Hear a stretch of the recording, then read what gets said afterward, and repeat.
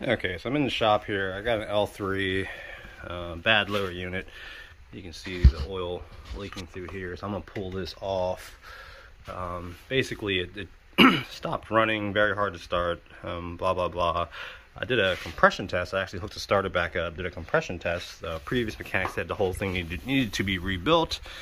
Did a compression reading. I got 121, 125, 115 on the bottom cylinder. And the previous owner said that the fuel was flowing out of the front of the carburetor here. And I did a finger test on the reeds, which the front of the reeds feel fine, but the only way to test the back is to actually take the whole motor apart. So that's what I'm going to be doing in this video. First, I'm going to take this lower unit off, put this on a lift, remove those bolts, and then get this whole thing separated, and then crack this puppy open and see what's going on in there.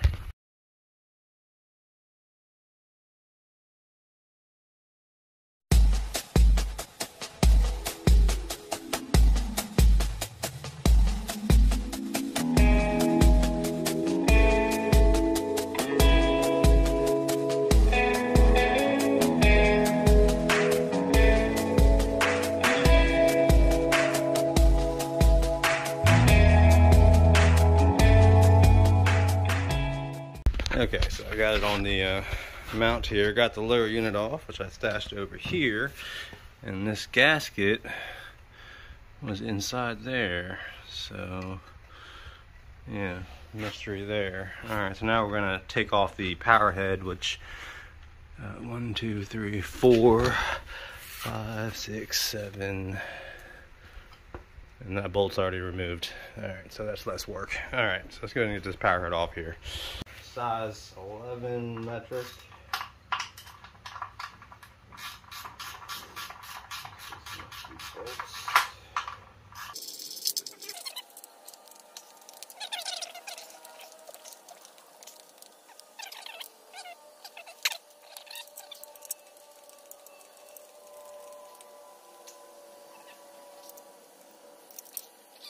Yep, it's definitely dropping. Okay, so that's it. All right, so the bolt, let's wait, let's turn here. So that caught it from, dropping on there. So let me get these bolts out of the way.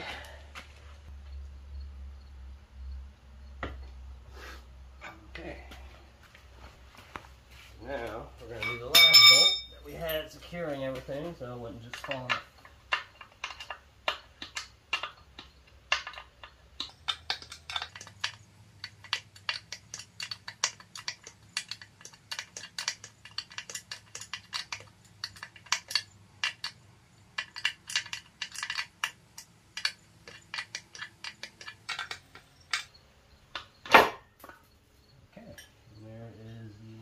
Bolt. Now I should be free to lift this up, which on the L4s, and this isn't attached to this. I'm gonna have to lift it pretty daggone high to get it to separate. Okay, alright, well, let's do this here.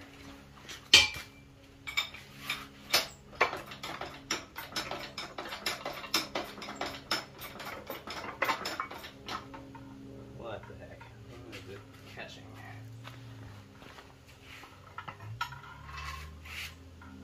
Okay, first question. Am I a retard? Looks like the shift linkage is catching.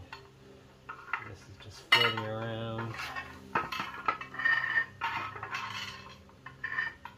Okay, let me try to put this, hammer that back down in there.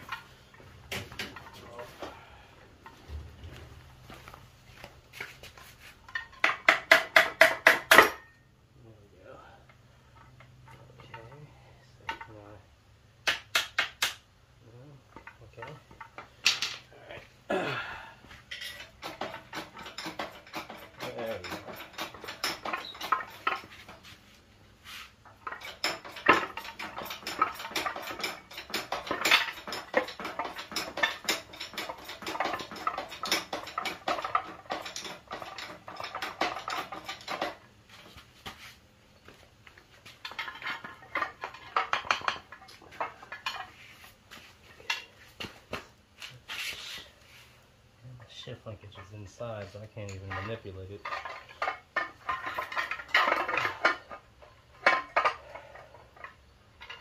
Okay.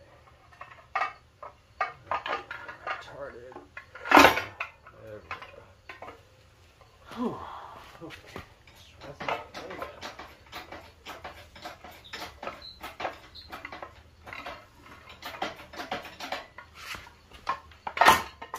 Alright. The power head is free to a certain degree here. I'd like this exhaust to come off. This is bent. Look at that. See that? That's pretty bad. Okay. Oh my goodness. Alright. So that's the copper tube. At that side. Alright. So now I need to get the exhaust plates separated, which looks like 4 bolts. Is that right?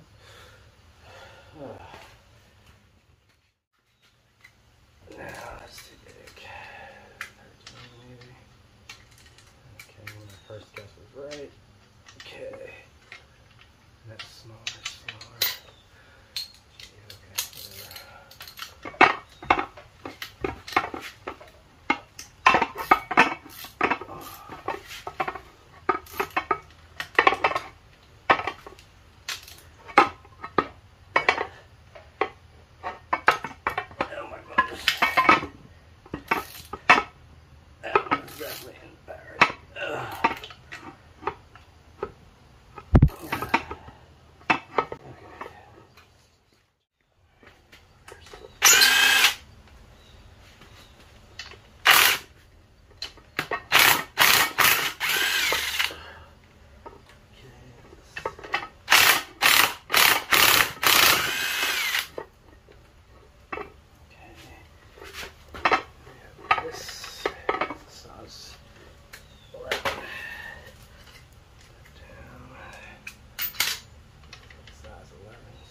12.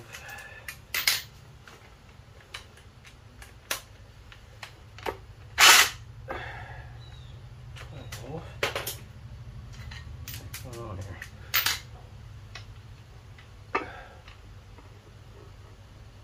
Oh shoot, I got my things mixed up. Okay, 10, 11, here we go.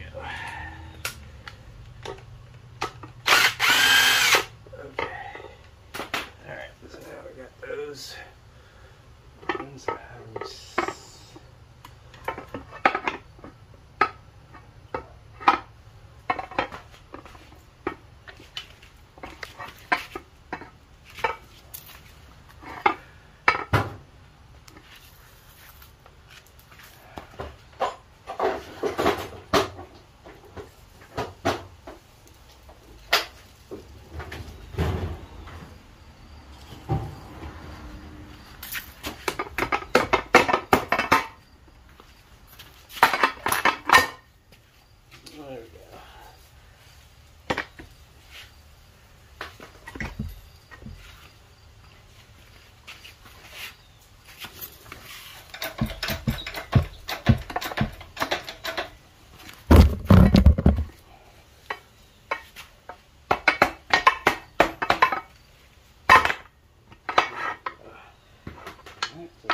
Back into your home. You know your critters now.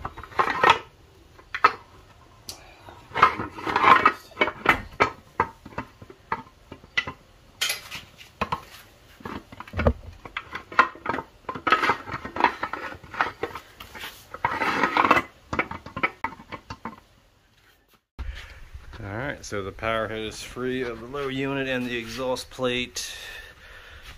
We have a crooked shift shaft here. Obviously that will need to be replaced. Kind of unique. The L3, I had to loosen the lower and then unbolt the exhaust plate just to get the power head free. But that was after I dropped the lower unit, which I'm not used to. So we're both learning. All of us are learning. Okay, so now I have this L3, so now it's time to get it onto the operation table. And we're going to take this off, we're going to open it up, see what's going on here. Okay, so after further examination, I don't know if you can see that reed there. See, it's cracked. That one's not. It's cracked. Luckily, that reed didn't go into the cylinder, but it's definitely cracked. As you can see, that one's good. So this whole block's going to need to be taken apart just to solve that issue. Okay, so I got the power head removed. I got the operating table ready. I have the new reeds, which I'm not even sure if these are the right reeds or not, but I have the entire gasket kit for the entire engine. It appears like this does not look cheap by any stretch of the imagination, but the part number is right there, 39180 powered gasket. And this, I'm not even sure what this is, but maybe it'll come in handy later. So I'm gonna go ahead and put the power head on the table, and we're gonna crack it open, and we're gonna see what's going on there. Okay, so after further examination, I don't know if you can see that reed there. See, it's cracked. That one's not. It's cracked. Luckily, that reed didn't go into the cylinder, but it's definitely cracked. As you can see, that one's good. So this whole block's going to need to be taken apart just to solve that issue. Okay, so we are on the operating table now. We've verified that we do have a bad reed in there that cracked, which is rare. So I have this tool here to remove the power head just so we can get it open. So I'm gonna go ahead and take care of that right now. Alright, so the power head is removed. So next is the stator and the trigger, which is just hex screws here. So I'm gonna go ahead and do that. Okay, so I use a 4mm screw to get the 4 stator bolts. So this should be loose. Okay, and that's a good L3 stator right there. Perfectly operational, which I'm trying to keep all these parts together. Alright, so now let's remove the trigger, which let me take a little bit of finessing. Or a lot of finessing, whatever the case may be. Alright, there we go. And then, okay, so now I have to, looks like there's a nut right there holding it in place. I wonder if I can just pull this through without damaging the wires. Let's see here. Let's try one at a time. Okay, that's good. Number 2 and number 3. There we go. Oh, sorry for the bad angle. I'm one-man show here. One-man show. Okay, alright, and we have ourselves with a perfectly good L3 trigger right here. Okay, so we're going to put this, again, with all the parts so I don't lose them, which I probably still will, even though I'm trying to maintain it organized. Okay, so everything's removed. So to remove this front plate, we need to remove the top end cap and the bottom end cap right here, because everything bolts together. So we're gonna go ahead and do that next. Okay, so everything's removed. So to remove this front plate, we need to remove the top end cap and the bottom end cap right here, because everything bolts together. So we're gonna go ahead and do that next. Okay. Remove. Try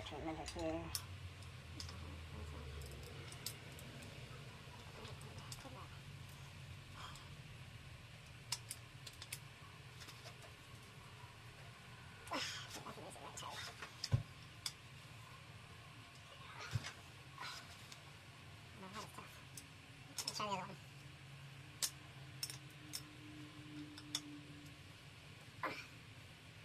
There we go.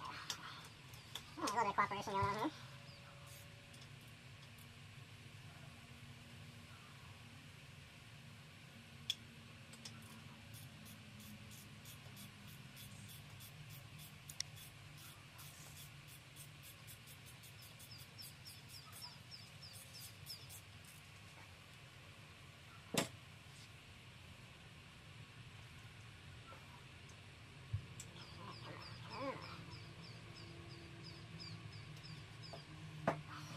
Same cooperation on this one.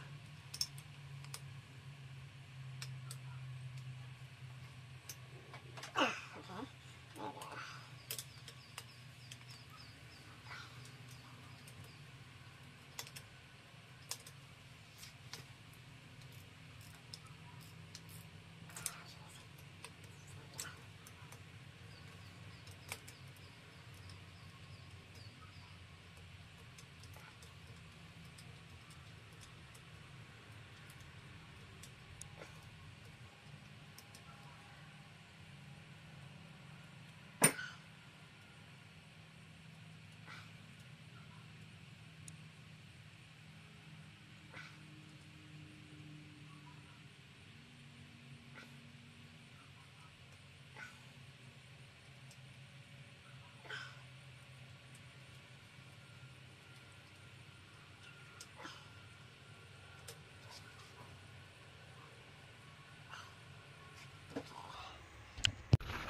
Okay, so now we're going to remove, there's two bolts here that hold the top cap in right here. I believe they're 13 metric.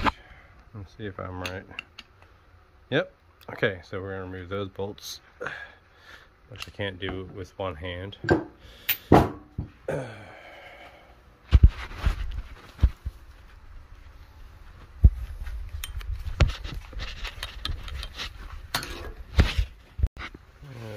Okay, so we have the top bolts removed, which are 11 metric. So this is completely free. So now we're going to remove the bottom cap. Okay, so we're going to remove the manifold here. It seems like it's 13 metric.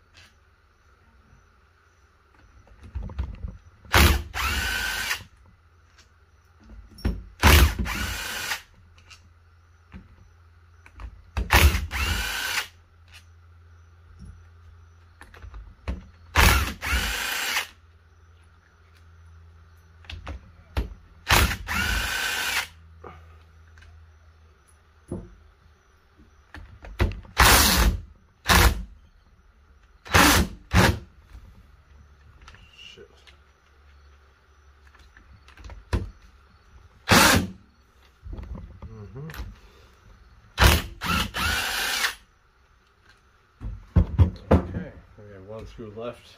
I have a call. Okay. Alright, so I got all the bolts out. Let's try to separate this manifold here. I have a rubber mallet here. Again, I'm verifying that all the screws are out, which appears to be the case. Okay, alright, let's see this coming out.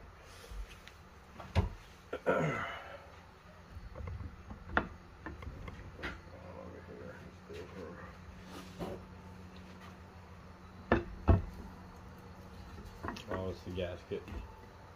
Okay, alright. Alright. Now.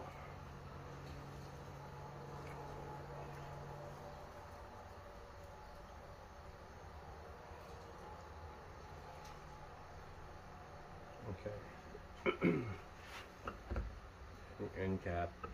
Pulling it off.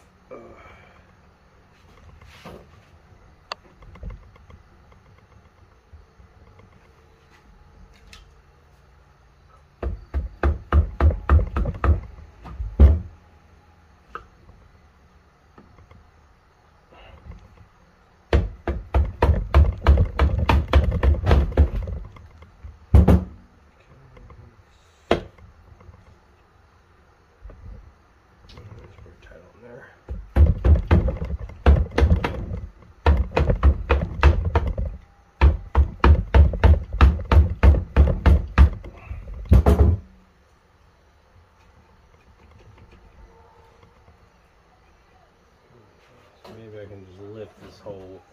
of here. That needs to come off. Okay. Bearings are good. Okay, now if I can just get this.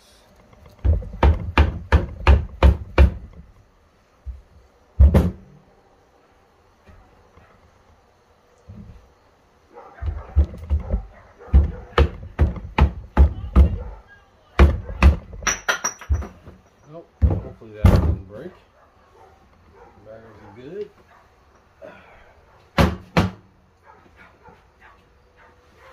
Okay.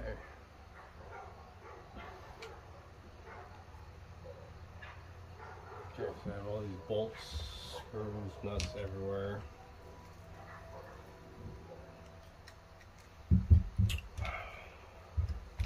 So now I have to pull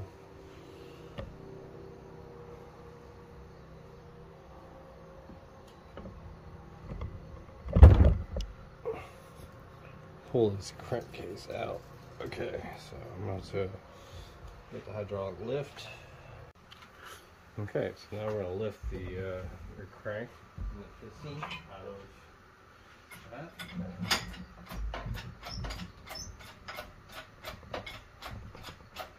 It sounds easy, but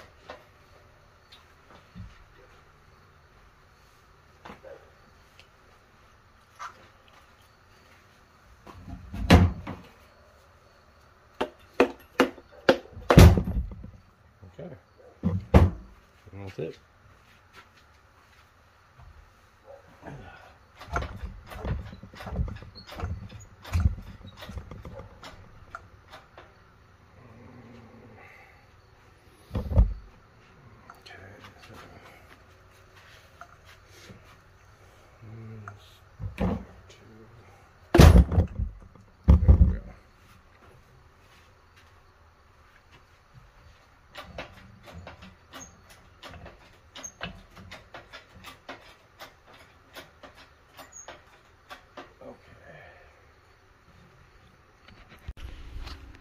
Okay, so the cylinders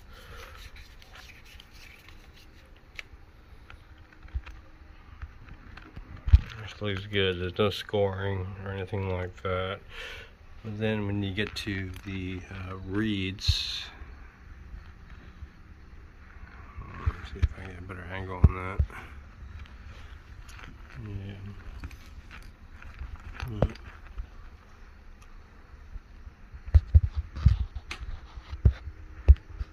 Yeah, that reed is cracked right there.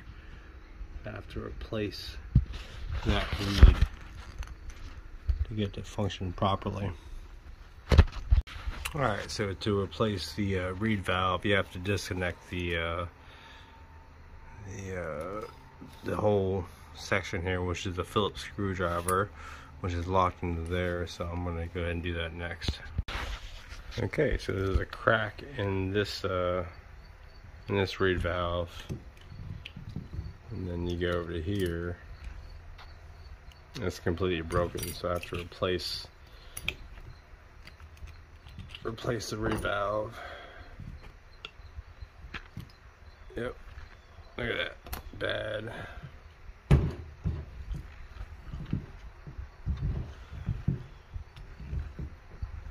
And then bad again. All right. So it looks like the kit actually did fit it, but I had to put this on it to shorten the reed valve. And they're plastic, not metal, which I don't really like plastic. No, jeez. You see how short that is. Alright, so in my next video, I'm going to be replacing all this. I'm going to hone the cylinders and put the pistons back in. And I don't know, and then we're gonna see if it works. But this, we have these metal ones here, and then we have plastic.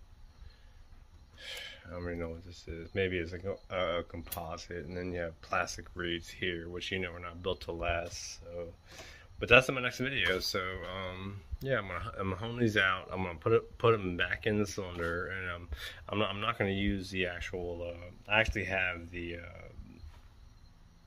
the cylinder the tools to put them back in, but I'm not going to use that because the average person doesn't have those tools because they're like $300 to $400 a set.